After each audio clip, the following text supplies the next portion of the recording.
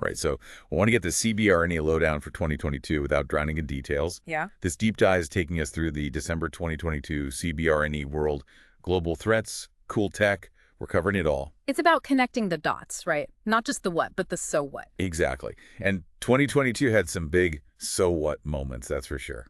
Like, the magazine starts with its yearly review, and it's always a little doom and gloom, but this time, Felt different. big time. Like that whole Ukraine biolabs thing. Talk about a blast from the past, weaponizing misinformation. It shows how an old narrative can get, well, recycled and amplified, right? Remember the whole thing about the Defense Threat Reduction Agency? BTRA? Yeah, DTRA. Yeah. All those claims about their funding being used for, shall we say, shady stuff, it all ties back to those bioweapons accusations. Oh, right. Proof that the U.S. was cooking up bioweapons in Ukraine, like something out of a bad movie. What is DTRA anyway? So it's part of the U.S. Department of Defense, and they focus on countering WMDs. But you're right, that whole DTRA funding thing spiraled out of control. And the scary part, it's not just internet noise. It affects how we plan for CBRNE stuff, even international relations. It's a mess. Well, makes you wonder, how much does online stuff bleed into the real world? And speaking of real world, Putin playing footsie with the nuclear threat. Not exactly reassuring. Understatement of the year. But even some of his allies were like, dude, seriously. China especially distanced themselves, which is telling. It's a reminder that things can always get worse. Yeah. Okay, enough doom and gloom. Let's talk about something a little less apocalyptic. PBAs. Pharmaceutical-based agents. Yeah, but not just your everyday fentanyl. This is next-level stuff. It really is where things get interesting. Think custom-designed drugs, super precise effects on individuals, even entire populations. Okay, now that just sounds terrifying. Like, what are we talking about here specifically? Imagine messing with someone's mood, how they think, even their immune system. And not just direct harm, either. The article even mentioned malodorants. Malodor what now? Basically, super strong, awful smells, area denial, creating a sensory barrier. So, olfactory warfare. Ah. Lovely. How do you even regulate something that crazy? Can the OPCW handle this? $1 million question. The Organization for the Prohibition of Chemical Weapons, they do great work, but TBAs are different. Huge challenge. How so? Well, a lot of these substances have legit uses, medical research, that kind of thing. Right, like fentanyl can be a lifesaver if you're in agonizing pain. But it's also incredibly dangerous. It's a tough line to walk. Exactly. It's the dual-use dilemma. How do you stop the bad without hindering the good? Even categorizing some of this stuff is a nightmare. Like, are malodorants riot control agents? Something else entirely. Makes regulation near impossible. So we've got these emerging threats that nobody knows how to handle. How do we even begin to grasp how big this problem is? That's where the updated POICN database comes in. It tracks CBRN attacks, and get this, it doesn't just tell you what happened, where, and when. It tries to answer why, too, using another database, CBRNe. So we understand the who and the why, not just the what. Exactly. And it gets weirder. They've got this new category called pickle for actors whose motives just don't fit anywhere else. Pickle. Okay, now I have to know more. If I, say, as a curious citizen, wanted to check out this database, can I? To some extent. The public version's pretty basic, but for the really juicy details, you got to request access. Understandable, with sensitive info and all, but they are working on making it more accessible, right? Oh, yeah. They're even making a whole new database for criminal incidents separate from terrorism and adding radiological incidents from another database, RANCID. So yeah, more info all the time, which is good. Good, because knowledge is power. Speaking of which, drones. Chula Vista PD is basically becoming the poster child for using drones in law enforcement. And not just for spying from the sky. We're talking drones as first responders, real-time info, all kinds of emergencies. Drones to the rescue. Gets a nice ring to it. But how does it actually work? They've got officers trained to use smaller drones from their cars for immediate response. And then a dedicated drone unit, they operate the bigger, fancier drones from 4 spots across the city. So pretty much the whole city's under drone watch. Almost. The goal is to have a drone at any incident within minutes. And they're not just watching. They use them to clear buildings, find suspects, even help with traffic accidents. Way more efficient than a police helicopter. But let's be real, there are some ethical concerns. Drones are basically flying cameras, and we all know those can be misused. Absolutely. The article talked about that, especially with the whole thermal imaging thing. And it seems Chula Vista knows it too. They've got strict rules about when they can use it. Like what? Well, for example, they specifically said they won't use it to find marijuana grow houses or anything like that unless there's a reason to be looking. Good to know they're thinking about those things. Technology's great, but using it responsibly is key. Exactly. And that's important to remember as drones get even more advanced. We'll probably see them used in even more ways for CBRNE response. But those ethical considerations are crucial. Couldn't agree more. Now, Chula Vista might be leading the pack, but they're not the only ones using drones. The IEEA is getting in on the action, too, in a very different way. Right. They're looking at how drones can be used for radiological monitoring. Turns out they can be a lot better than helicopters in a lot of situations. Really? How so? Well, first of all, way cheaper. No pilot, no expensive maintenance. Makes them perfect for groups that don't have a ton of money. Smart move. But what about the ethical side of things, like we talked about with law enforcement? It's still there, but it's different. The IAEA isn't using drones to spy on people. They're using them to collect data. But obviously, there are still concerns about data security, privacy, that kind of thing. So, sounds like they're approaching it carefully, thinking about the good and the bad. Kind of like Chula Vista with their drones. Speaking of careful approaches, the article also dives into biodefense spending. Post-pandemic, everyone's suddenly an expert. But is there any substance behind all the talk? That's the big question. The Biden administration wants a historic $88.2 billion for biodefense over the next 5 years. Sounds great, but we've seen big promises fizzle out before. It's a lot of money for sure. Yeah. But what are they actually spending it on? A good chunk is going towards vaccine development, which is a good thing. We're talking about new and improved vaccines that could work against more viruses, maybe even last longer. Learning from the first round of COVID vaccines. Exactly. They also want to fund research into new vaccine tech, like mRNA. That stuff could change everything about how we make vaccines. So it's not just about throwing money at the problem. It's about investing in actual solutions. Solutions that will hopefully help us be more prepared for the next pandemic, whatever that looks like. Exactly. They're also planning to use some of the money for international cooperation, which is huge. Pandemics don't care about borders, after all. We're all in this together, whether we like it or not. But even with all that money, it's hard not to be a little skeptical. Is it enough? And, more importantly, will it last? You're preaching to the choir. Keeping that much funding going takes a lot of effort, and it's easy for other things to become more important. Out of sight, out of mind, right? Which isn't exactly reassuring when it comes to global health security. Okay, let's move on to a very real bio threat. Ebola. Seems like it just won't go away. New outbreak in Uganda, the Sudan strain this time. It reminds us that Ebola isn't just one thing. It's a whole family of viruses, each with its own little quirks. And while the Sudan strain might not be as famous as the Zaire strain, the one from that awful 2014 outbreak, Which, for the record, I'm still trying to forget. it's no joke. This new outbreak has a case fatality rate of 39%. That's not good. That's terrifying. So what did we learn from 2014, especially in West Africa? How can we do better this time? One of the big ones. You got to get the community on board, build trust, address their concerns.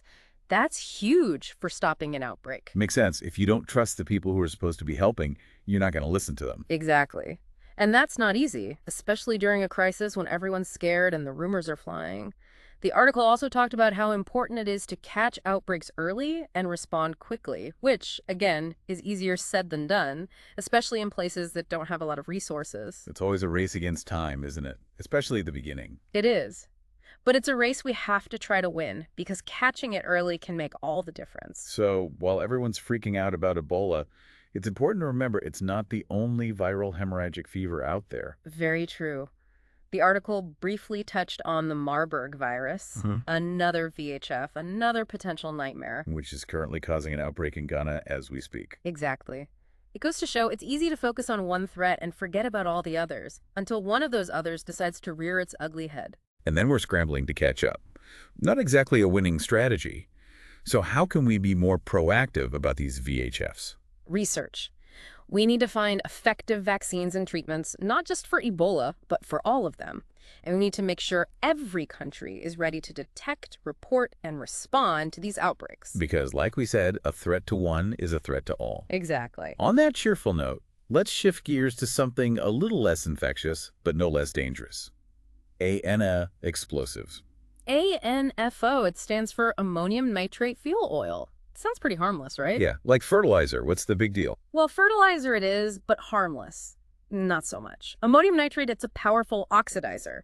You mix that with something like diesel fuel, you've got yourself a recipe for a very big bang. Okay, so not your grandma's Miracle Grow. Hmm. But I thought we've been using this ANFO stuff for ages. Mining, construction, that kind of thing. What's changed? You're right, it's been around. The problem is it's not that hard to make, and that makes it very appealing to, shall we say, the wrong people. Terrorists, criminals, you name it. And we see the tragic results of that, unfortunately. Absolutely. Oklahoma City bombing, 1995, truck bomb packed with ANFO, and then, of course, Beirut in 2020.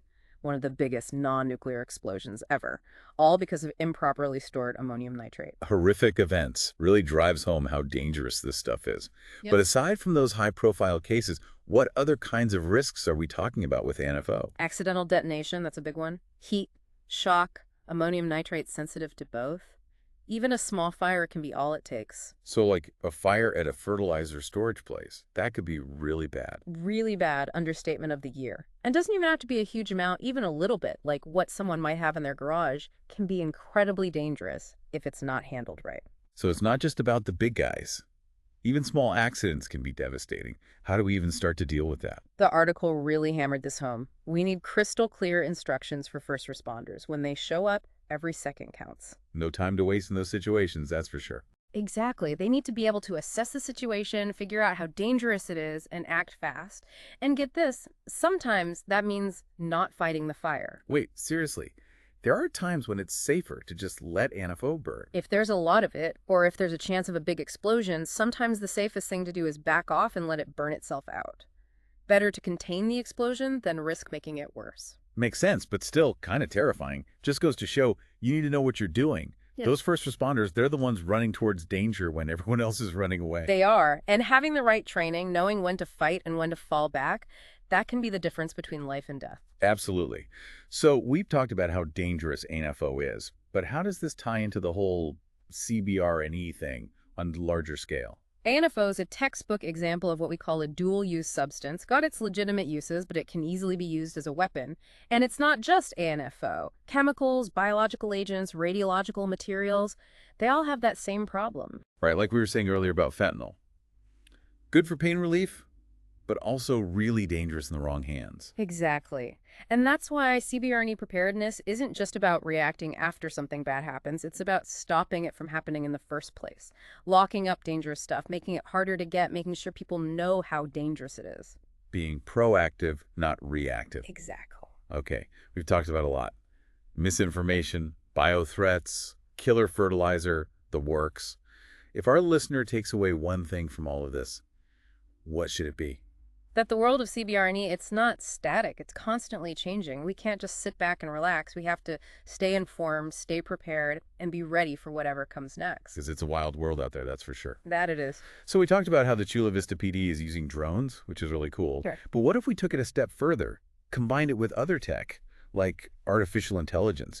Could we have AI-powered drones flying around looking for radiological threats, analyzing data in real time, and alerting the authorities? That's a thought.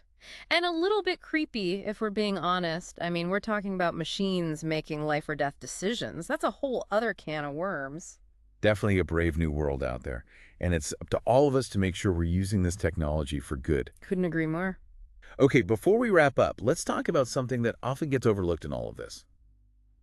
The human element. Okay, before we wrap up, let's talk about something that often gets overlooked in all of this. The human element. It's easy to get caught up in all the technical stuff, right?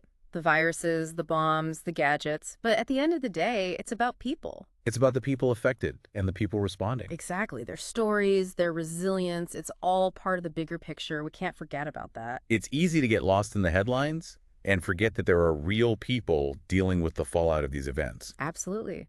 And it's not just those directly impacted.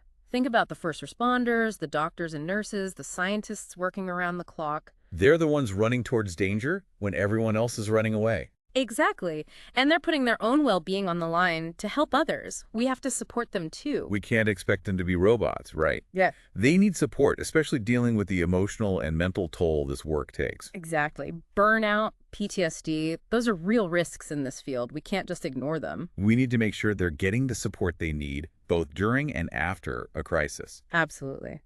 Okay, we've covered a lot today. We talked about misinformation, emerging threats, the ethical side of things, the works. What's the one thing you hope our listeners take away from all of this? That's a big question.